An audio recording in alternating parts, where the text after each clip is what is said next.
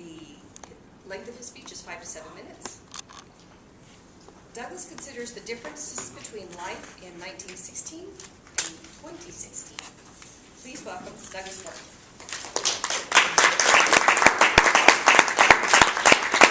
Good morning, everybody. Well, last week I took my piggy bank in New Smith's to the coin storm to trade in my change. I do that about every couple months, every 3-4 months. And the machine always, it'll kick out a coin that it doesn't like a Canadian coin or something foreign or something. So it kicked out this 1 penny. And I started to look at it, and it looked really worn out. And it had the little wheat stalk on the back, and that always reminded me of well, that's an old coin. So I looked at it, and it turned out to be from 1916. Wow. I thought, well, that's cool. When I was a little kid, I collected pennies, and I just thought, wow, that's a really old coin. So it was very thought-provoking for me. I started to think about what was going on in 1916, and how different was it from the way that we live now. So the wheat stalk on the back reminded me of my dad. He grew up on a sprawling wheat farm in Saskatchewan, Canada, up on the plains. And his life was really different than ours. And the more I thought about it, I thought, wow, he grew up in a really different way than we did.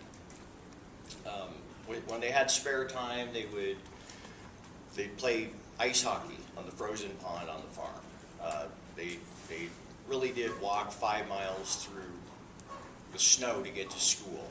They didn't have any TV. They had no internet. I've told my own son that when I was growing up, we didn't have an internet. Our phones had dials on them. They didn't have a camera built in. And he looks at me like, I'm from the Stone Age or something. So the more I thought about it, it was like, wow, they really grew up in a very different way.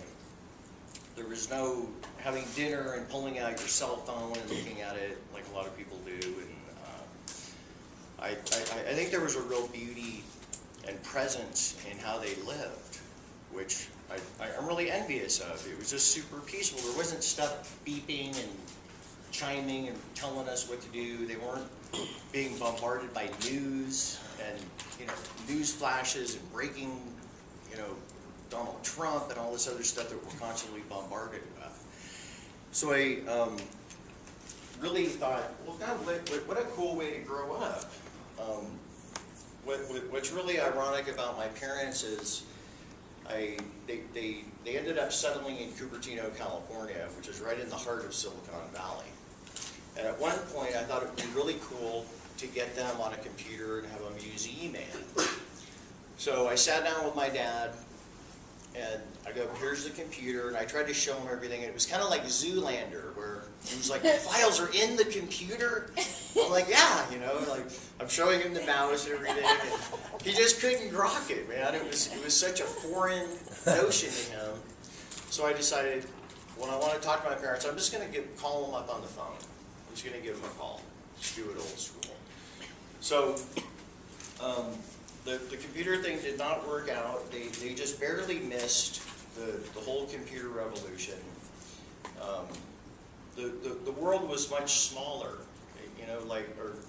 to us the world seems really local. It's all accessible, and you know what's going on in China, Japan, wherever. To them, it was all going on in their neighborhood. You knew your neighbors, you talked about the weather, you talked about the crops. There wasn't this worldly view of everything. They ended up seeing a newspaper picture or it was a magazine of Sunnyvale, California, and it looked, it was palm trees and sunshine, and that's why they ended up going to California. They saw a picture of it. It was like going to the moon or something, right? It's like, that's where we want to go.